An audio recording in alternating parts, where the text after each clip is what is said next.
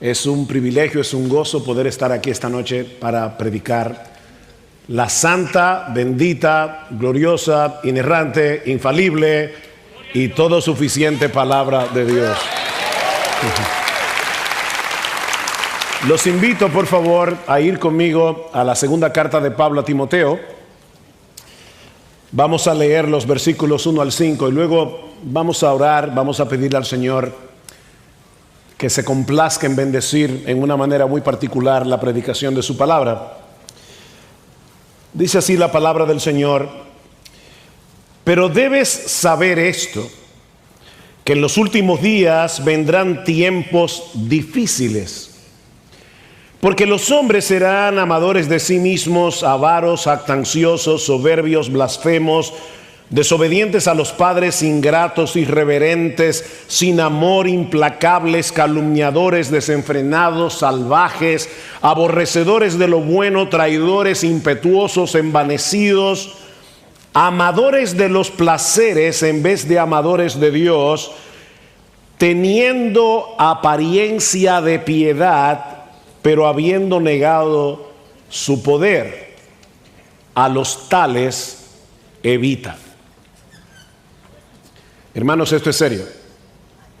A los tales, evítalos. Vamos a orar.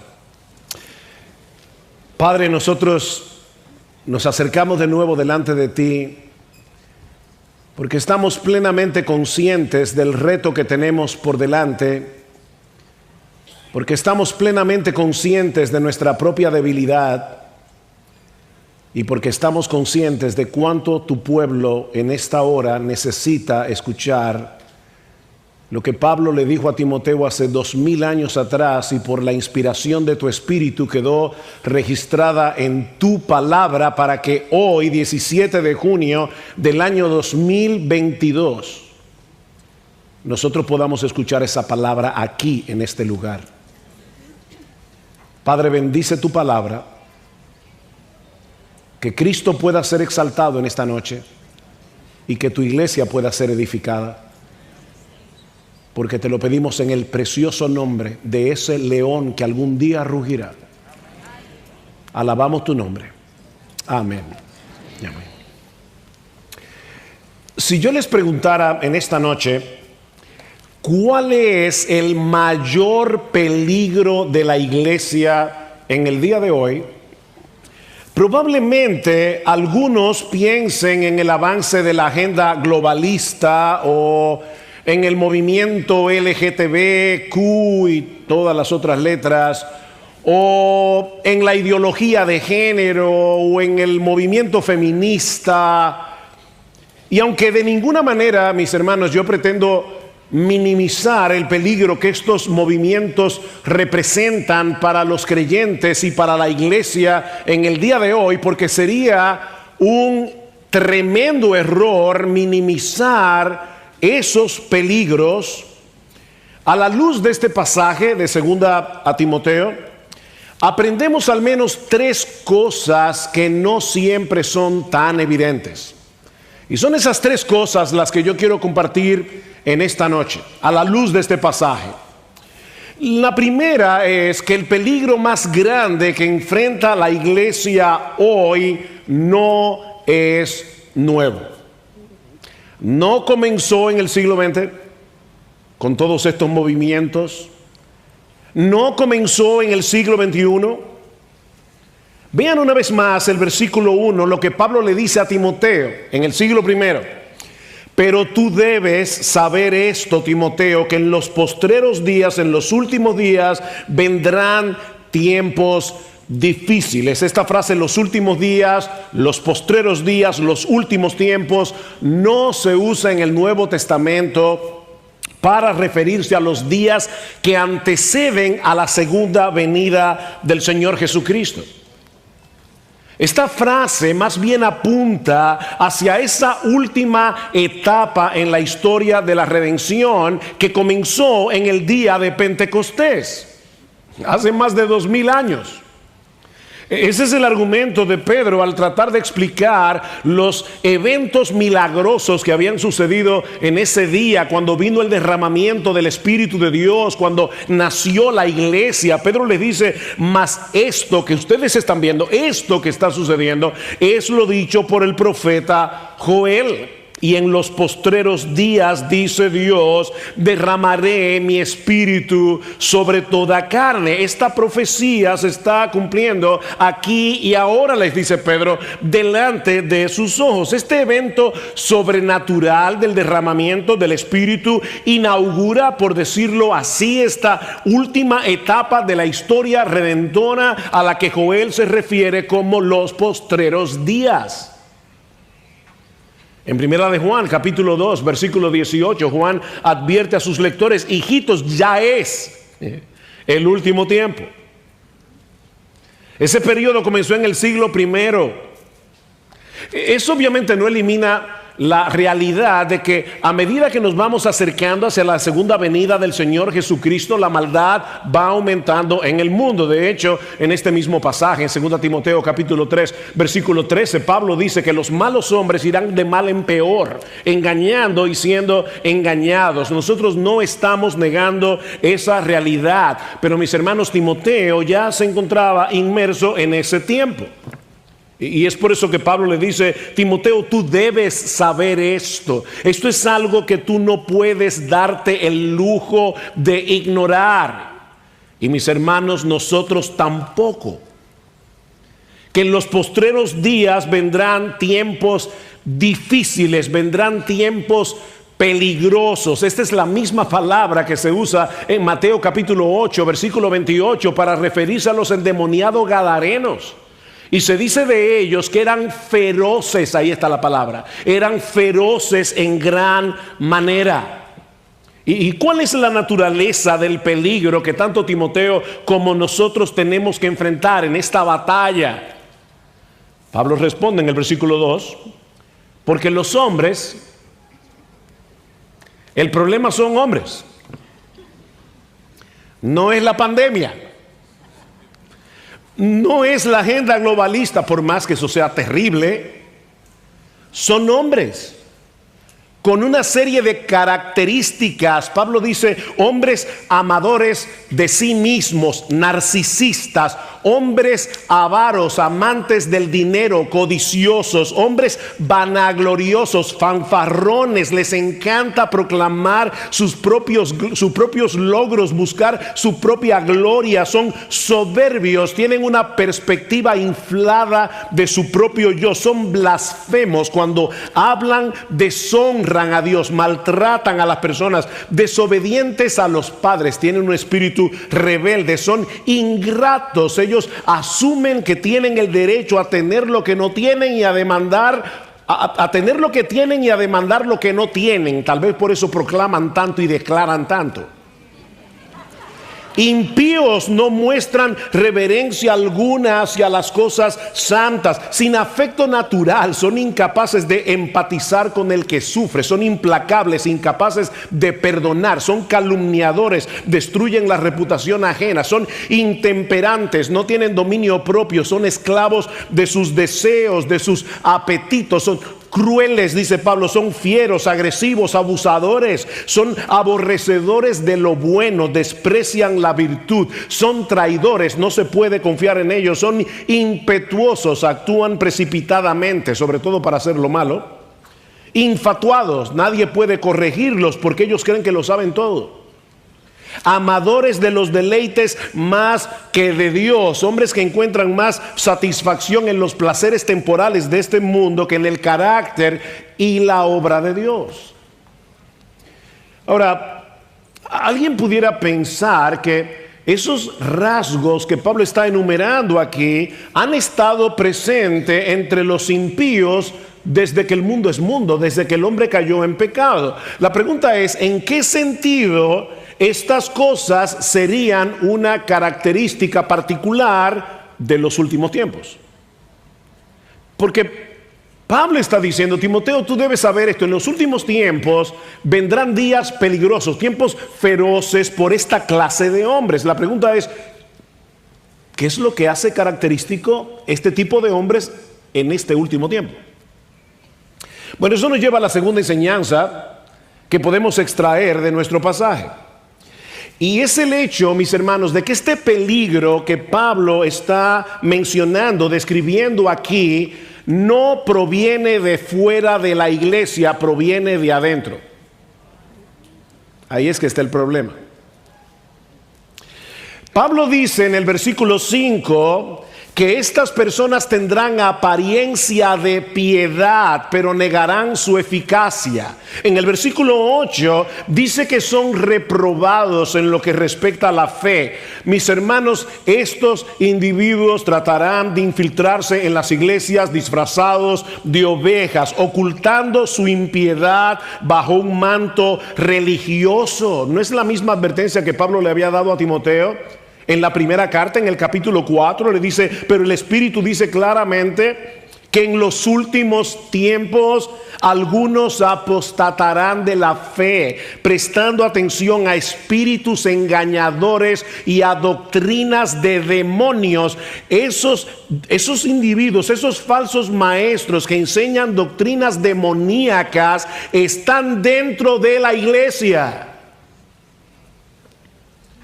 Pablo no está hablando de lo que está sucediendo allá afuera y definitivamente, hermanos, allá afuera están sucediendo cosas terribles, pero Pablo está hablando del peligro que nosotros enfrentamos adentro. Esa es la buena batalla que nosotros debemos pelear y que no es una opción, como decía Miguel cuando abrió esta conferencia en el día de ayer. Pelea la buena batalla. Primera Timoteo capítulo 1 versículo 18. ¿Cómo?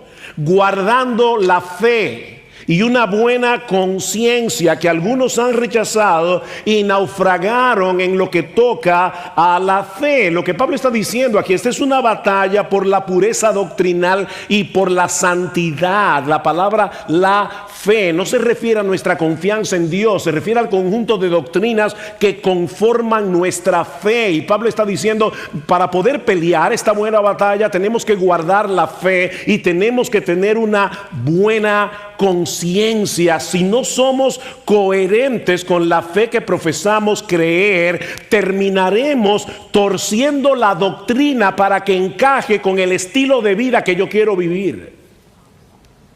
Esa es la psicología de la apostasía, cuando la palabra de Dios te reprende y tú no quieres sujetar tu vida a la palabra de Dios, tú no quieres sujetar tu carácter a la palabra de Dios, vas a terminar torciendo la Biblia para que encaje contigo. Dice que naufragaron en cuanto a la fe. Mis hermanos, yo sé que esta advertencia puede sonar extraña y sobre todo en un púlpito como este, pero déjenme decirles algo, la buena doctrina no es suficiente. La buena doctrina no es suficiente para librar esta batalla si no existe una coherencia entre lo que nosotros creemos y lo que practicamos. Tarde o temprano terminaremos torciendo lo que creemos. En Hechos 20:28, Pablo advierte a los pastores de Éfeso que debían tener cuidado de sí mismos y de todo el rebaño en que el Espíritu Santo os ha puesto por obispos para apacentar la iglesia del Señor, la cual Él ganó por su propia sangre. Sí, debemos pastorear las ovejas, pero mis hermanos, lo que Pablo dice aquí es que en primer lugar, antes que todo, nosotros los pastores debemos tener cuidado de nosotros mismos. ¿Y saben por qué? Versículo 29 de Hechos 20.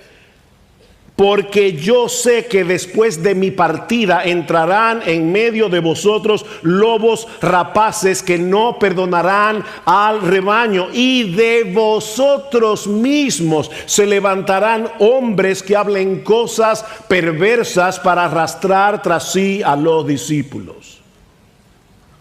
Wow, de entre vosotros mismos.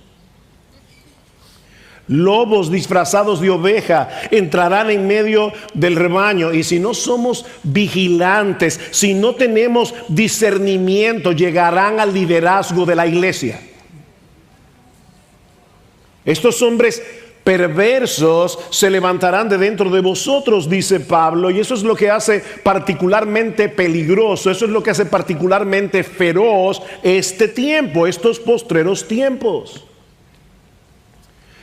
Algo interesante en esta lista de adjetivos, en los versículos 2 al 5, es que en el original comienzan con dos palabras que poseen el mismo prefijo griego, philos, amadores de sí mismos y amadores del dinero.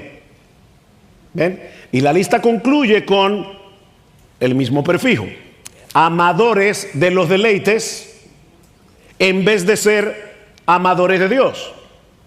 En otras palabras, el problema de esta gente es que aman lo que no deben amar y aborrecen lo que no deben aborrecer. Ellos no pueden cambiar porque no quieren cambiar, porque ellos aman lo que aman y odian lo que odian. Parece profundo, ¿verdad? Ellos aman lo que aman y odian lo que odian. Ellos están dentro de las iglesias, pero sus afectos están extraviados, porque no han pasado por un proceso de regeneración. La pregunta es, ¿hay algo que nosotros como pastores podamos hacer para proteger a la iglesia de estos hombres?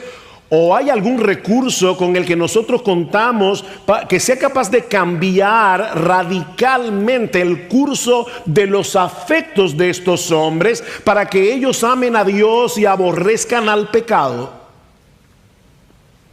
¿Existe algún programa, alguna charla motivacional o terapéutica que sea capaz de cambiar el curso de la vida de estas personas? Por supuesto que no. Mis hermanos, es terrible que en muchos púlpitos en el día de hoy se les dice a las personas que deben amarse a sí mismas. Se les predica a las personas que deben tratar de elevar su autoestima, cuando el problema de esta gente es que se estima demasiado. Son amadores de sí mismos. Es precisamente su amor propio lo que hace imposible que esta gente ame a Dios y su gloria. No pueden hacerlo. ¿Cómo podemos pelear esta batalla? De una manera apropiada y con las armas apropiadas. Bueno, eso nos lleva a la tercera enseñanza de nuestro pasaje. Y es que los recursos con los que nosotros contamos para pelear bien son los mismos que la iglesia ha tenido a lo largo de toda su historia. ¿Y cuáles son? Hombres de Dios, llamados y cualificados por Él, que prediquen y ejemplifiquen fielmente la palabra de Dios. De ahí el contraste que Pablo hace entre Timoteo y estos falsos maestros. Vean el versículo 10. Pero tú, versículo 14. Sin embargo, tú, capítulo 4, versículo 5. Pero tú, 3, pero tú, en el pasaje. O sea, Pablo está describiendo a estos hombres y dice, pero tú, Timoteo, tú perteneces a otra categoría. Tú perteneces a otro grupo. Hay dos cosas que distinguen a los siervos de Dios de los falsos maestros. Dos cosas primordiales: su carácter y su enseñanza. Vean el versículo 10. Pero tú, Timoteo, has seguido mi enseñanza, mi conducta, propósito, fe, paciencia, amor, perseverancia, mis persecuciones, mis sufrimientos. Por lo poco que nosotros sabemos de Timoteo en las Escrituras, no parece que podríamos describirlo como un hombre que llamaba la atención por ser un líder carismático.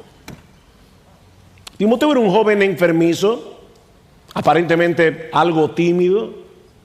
De hecho, en esta misma carta, Pablo tiene que decirle: Timoteo, aviva el fuego del don de Dios que está en ti por la imposición de mis manos, porque no nos ha dado Dios espíritu de cobardía, sino de poder, de amor y de dominio propio. Timoteo necesitaba ese tipo de exhortación, ese tipo de ánimo. Sin embargo, Timoteo era un hombre fiel. Timoteo era un hombre de integridad y de piedad probadas. A tal punto que en su carta a los Filipenses, Pablo dice de él que a ninguno tenía del mismo ánimo y que tan sinceramente se interese por vosotros, porque todos buscan lo suyo propio, no lo que es de Cristo Jesús, excepto Timoteo. Este es el tipo de hombre que la iglesia necesita. Hombres que sin ser perfectos poseen el perfil de 1 Timoteo 3 y Tito 1.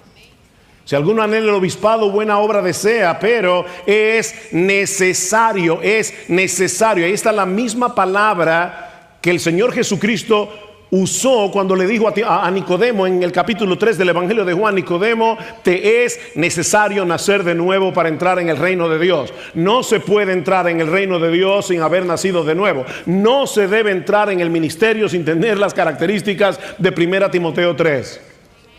Es necesario que el obispo sea irreprensible, marido de una sola mujer, sobrio, prudente, decoroso, hospedador, apto para enseñar, no dado al vino, no pendenciero, no codicioso de ganancias deshonestas.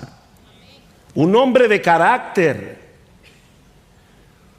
Mis hermanos, si no tenemos el cuidado necesario, si somos más pragmáticos que bíblicos, hombres como los que Pablo describe en los versículos 2 al 5 llegarán al liderazgo de la iglesia y devorarán al rebaño. La iglesia de Cristo ha tenido que sufrir el abuso de estos líderes, de estos pequeños pontífices, de estos pequeños papas que se enseñorean de las ovejas, hombres codiciosos, hombres crueles que han hecho del ministerio un altar para exaltarse a sí mismos. ¿Y saben cómo llegaron a esa posición? Porque muchas iglesias han olvidado que el carácter es más importante que los dones. Porque muchos han olvidado que el carácter es más importante que tener una personalidad carismática. Es necesario, mis hermanos, esto no es opcional, que el obispo, el pastor, el anciano, el líder en la iglesia sea irreprensible y todo el resto de las cualificaciones que Pablo menciona en 1 Timoteo 3 y Tito 1. No somos perfectos. Esto es un perfil, no es una foto. El único que cumple todo eso es Jesucristo. Pero el hombre de Dios debe tener ese perfil. Pero Timoteo no solo se distinguía de los falsos maestros por su carácter, sino también por su enseñanza. Versículo 14. Tú, sin embargo, persiste en las cosas que has aprendido y de las cuales te convenciste, sabiendo de quiénes las has aprendido. Desde la niñez has sabido las sagradas escrituras, las cuales te pueden dar la sabiduría que lleva a la salvación mediante la fe que es en Cristo Jesús. Vendrán hombres malos, Timoteo, engañadores, que irán de mal en peor, engañando y siendo engañados. Pero en lo que respecta a ti, mantente firme en esa palabra que has conocido desde que tú eras un niño, Timoteo. Y esto por 3 razones. En primer lugar, porque solo las sagradas escrituras, solo este libro, que es un libro que está vivo y es un libro poderoso y eficaz, solo este libro te puede dar la sabiduría que lleva a la salvación mediante la fe en Cristo Jesús. La Biblia no fue escrita para enseñarnos cómo vivir nuestra mejor vida ahora. No, la Biblia fue escrita para hacernos ver la necesidad de un Salvador, para guiarnos eficazmente al arrepentimiento y a la fe solo en Jesús. Y la salvación de la que Pablo está hablando aquí no es mucho más que un pasaje gratis para ir al cielo. Mis hermanos, Cristo no vino al mundo a morir en una cruz para poner una agencia de viajes. Él vino a salvarnos, y esa palabra salvación implica mucho más que el hecho de que podamos ir al cielo después de la muerte consiste en revertir todos los efectos de la caída para que podamos ser gradualmente transformados a la imagen de Dios que quedó distorsionada por causa de la entrada del pecado. Y por lo supuesto, esa imagen de Dios no es otro que nuestro bendito Señor y Salvador Jesucristo. Es de esa salvación que Pablo está hablando aquí. Y lo que él está diciendo es que solo la Escritura tiene el poder. Y me encantó, no voy a decir como Otto ahora que Miguel me estaba quitando el asunto, pero me encantó lo que Miguel dijo hace un momento cuando hablaba del libro, cuando ruge el león, de que la Escritura puede tomar a personas con las características que Pablo menciona en los versículos 2 al 5, amadores de sí mismos, crueles, intemperantes y todo lo demás, y convertirlas en verdaderos discípulos de Jesús. Increíble. Ese es el propósito de la palabra de Dios, mostrarnos a Cristo, para llevarnos a Cristo, para ser cada vez más semejantes a Cristo. Él es el centro de la revelación de Dios. El propósito de la Escritura es llevarnos a Jesús para ser salvos y para ser santos. Eso es lo que Pablo está diciendo en el versículo 15 de 2 Timoteo 3. Ahora, ¿cómo es posible que este libro puede hacer una obra tan portentosa en el corazón del hombre? Bueno, la respuesta la encontramos en el versículo 16. Toda escritura es inspirada por Dios y útil para enseñar, para reprender, para corregir, para instruir en justicia, a fin de que el hombre de Dios sea completo, sea perfecto, sea equipado para toda buena obra. Esa es la segunda razón por la que Timoteo debía mantenerse aferrado a la Escritura, porque este libro es la palabra inspirada, la palabra exhalada por la boca de Dios. Estamos tan acostumbrados a decir que la Biblia es la palabra de Dios que fácilmente podemos perder de vista lo extraordinario que es el hecho de que este libro sea la palabra de Dios. Este libro es la palabra de Dios, la palabra exhalada por Dios. Pero Timoteo era judío y él sabía que todo lo que Dios ha hecho desde el principio de la creación, lo ha hecho a través de ¿qué, mis hermanos? Lo ha hecho a través de su palabra. Dios se hace presente a través de su palabra, Dios actúa a través de su palabra. Él dijo en Génesis capítulo 1 versículo 3, sea la luz, y la luz fue hecha. Así de simple, nuestro Dios es capaz de traer a la existencia cosas que antes no existían únicamente por el poder de su palabra. Su palabra. Su palabra es viva, su palabra es eficaz. Mis amados hermanos, dejar de lado este libro para tratar de llevar a cabo el ministerio con técnicas humanas es como sustituir una bomba nuclear por un tirapiedras. Pero Pablo añade algo más. Él dice que toda la Escritura es inspirada y útil a fin de que el hombre de Dios, el ministro del Evangelio, sea perfecto, equipado para toda buena obra.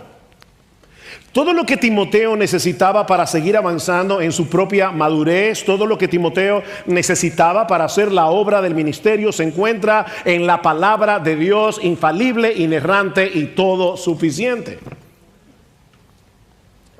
A la luz de lo que la Biblia es, a la luz de lo que la Biblia produce, ¿qué debemos hacer nosotros de modo que podamos pastorear eficazmente en estos días oscuros?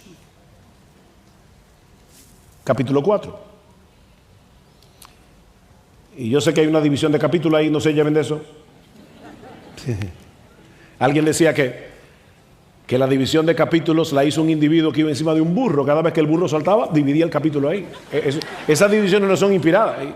A veces el burro saltaba en el momento inadecuado. Porque Pablo no va a hablar de otra cosa. Él viene hablando de la Escritura, del poder de la Escritura. Y le está diciendo a Timoteo, aférrate a este libro, no te apartes de este libro.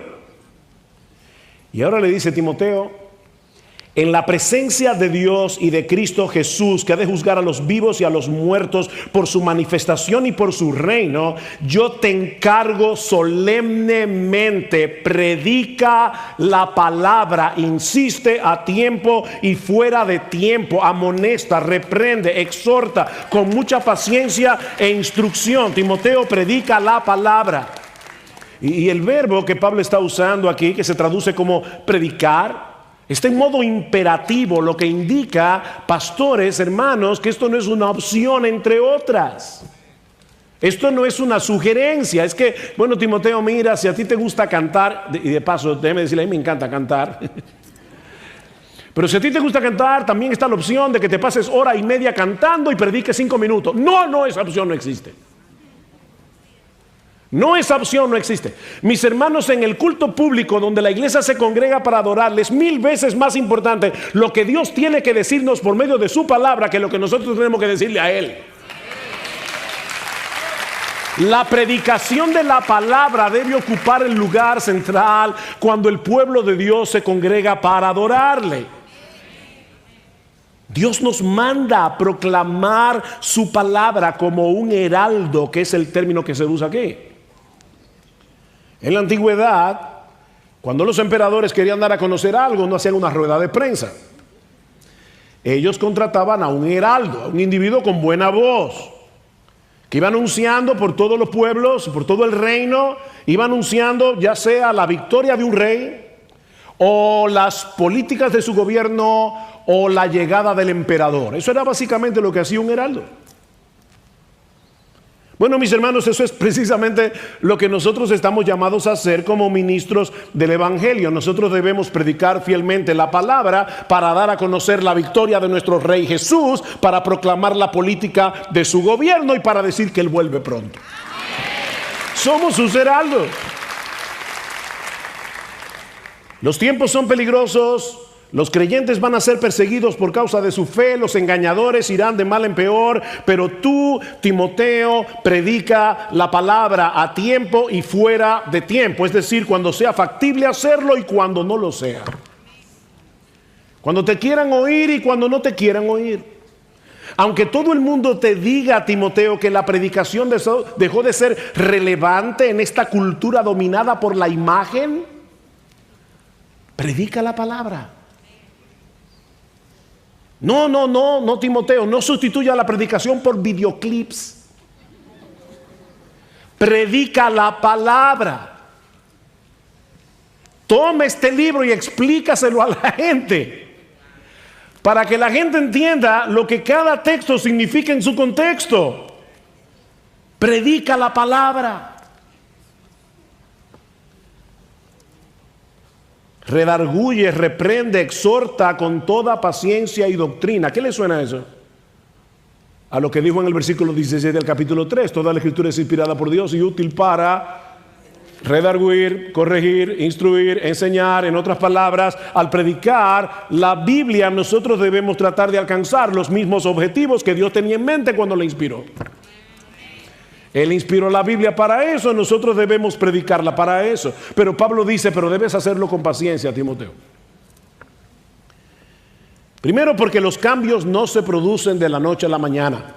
A nosotros nos encantaría, ¿verdad?, que los pastores que predicamos del chisme y nunca más la iglesia tiene ese problema.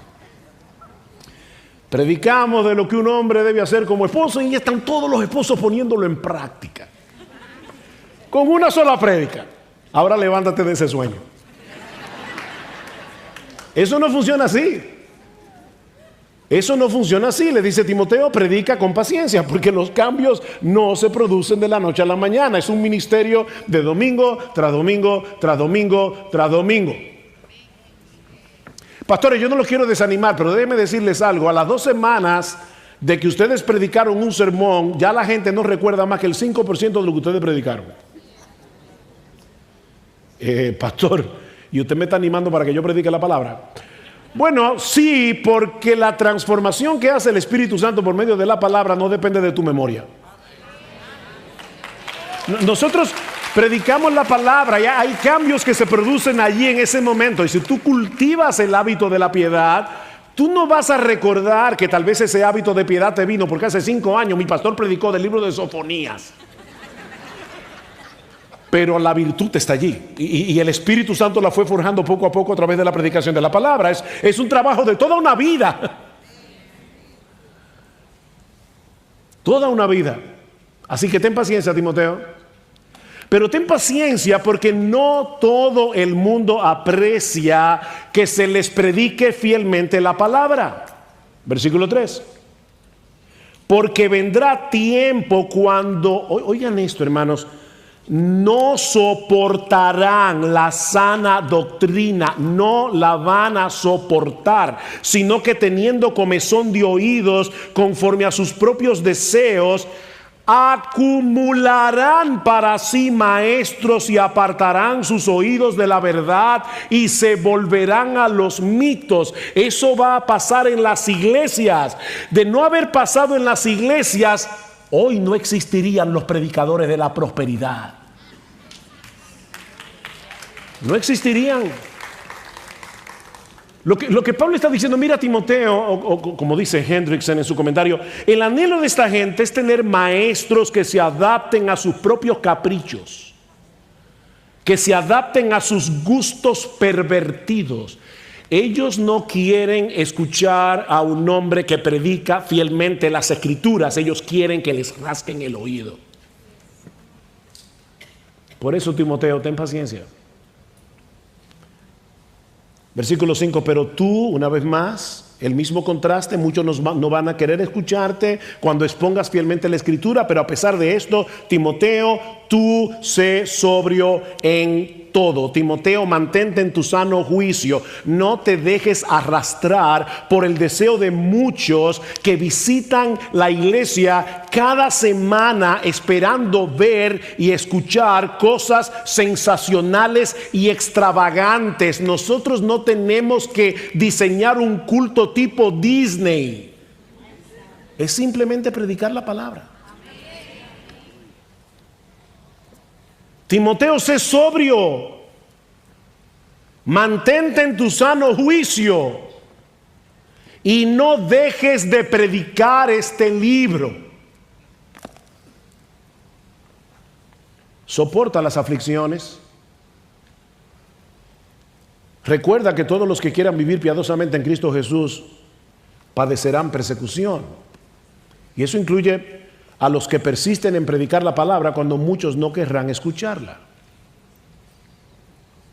Haz obra de evangelista, Timoteo, en la iglesia y fuera de ella. Comparte el evangelio con los perdidos. Cumple tu ministerio como, entre otras cosas, procurando con diligencia presentarte delante de Dios como un obrero aprobado que no tiene de qué avergonzarse, que traza bien la palabra de verdad.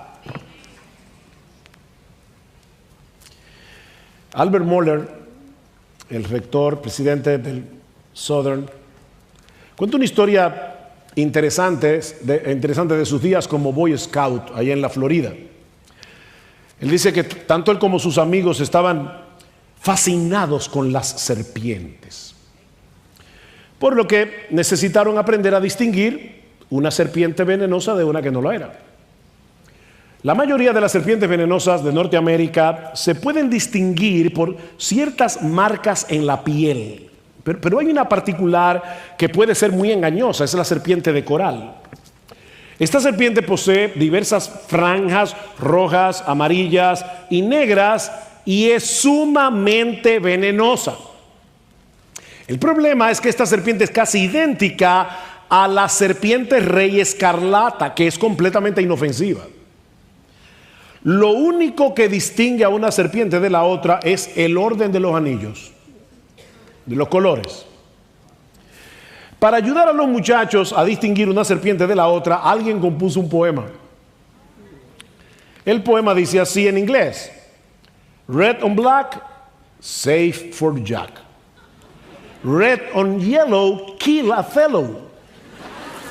En español sería algo como esto: el rojo tocando el negro es seguro para Jack, el rojo tocando el amarillo te mata con seguridad.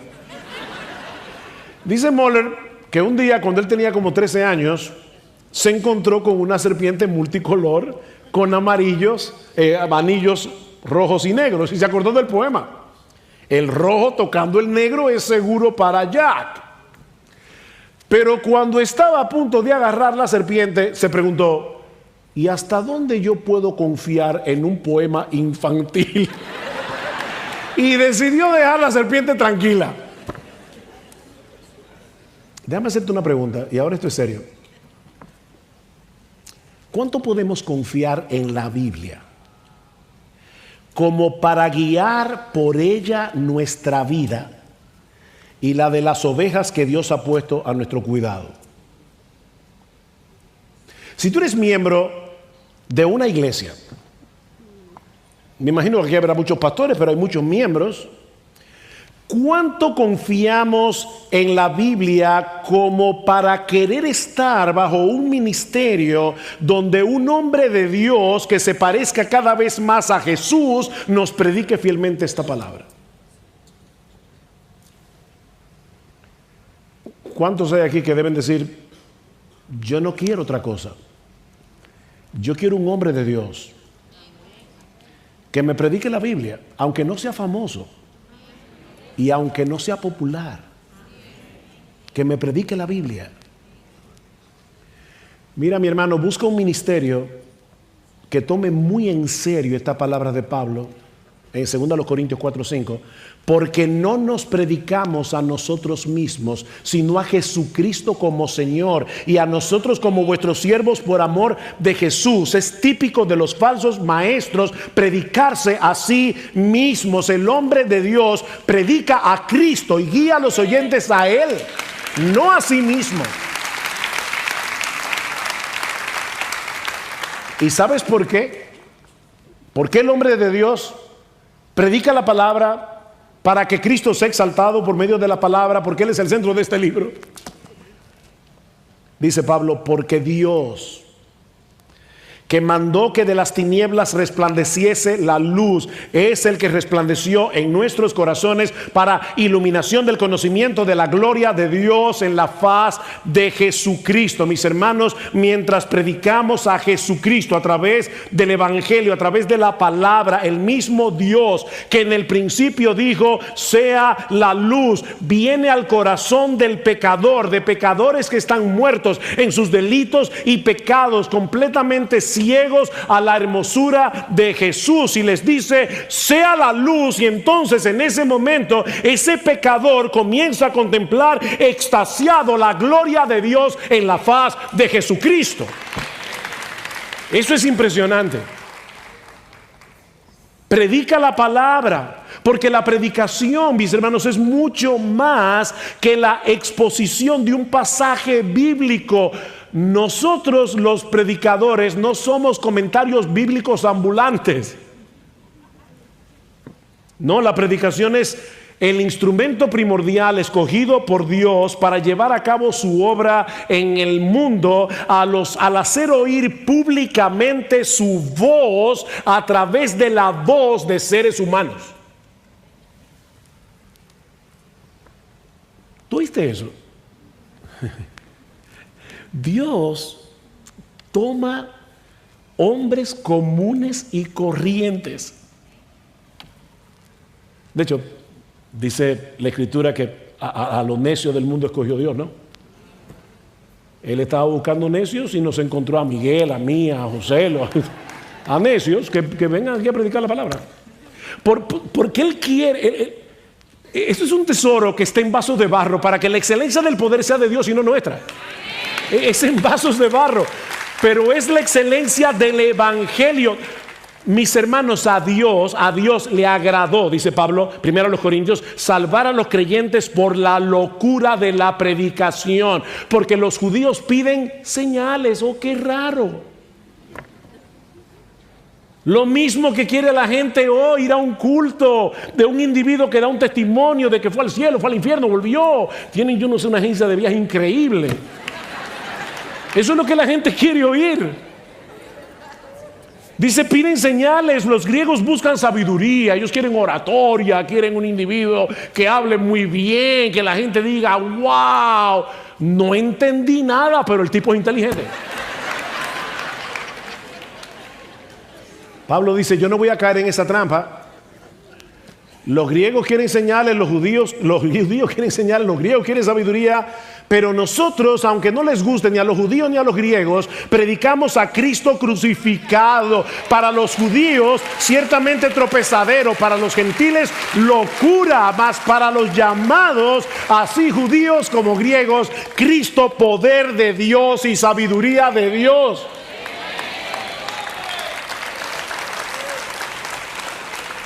En Él están escondidos todos los tesoros de la sabiduría y del conocimiento. Ahora yo te pregunto, ¿de verdad nosotros creemos eso? ¿De verdad creemos que en Cristo están escondidos todos esos tesoros? Y que el poder de Dios es puesto al alcance de todos a través de la predicación fiel de las Escrituras, cuando Él, solo Él, es exaltado. Porque si es así, no deberíamos permitir, no, hermanos, miembros de iglesias que están aquí por su causa, no deberíamos permitir que ninguna otra cosa sustituya la predicación de la palabra de Dios cuando su pueblo se congrega para adorarle. No deberíamos permitirlo. Sí, estamos viviendo en días oscuros. Y los hombres irán de mal en peor. Pero ¿saben qué? Y quiero terminar con una nota de ánimo. Si lo miramos desde otra perspectiva, hay una realidad alentadora detrás de esta advertencia de Pablo. Si lo piensan bien, la iglesia tiene 2000 años lidiando con estos apóstatas. 2000 años. Pero el diablo no ha logrado detener el avance de la iglesia.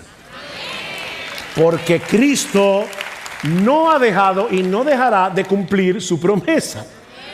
Yo edificaré mi iglesia y las puertas del Hades no prevalecerán contra ella.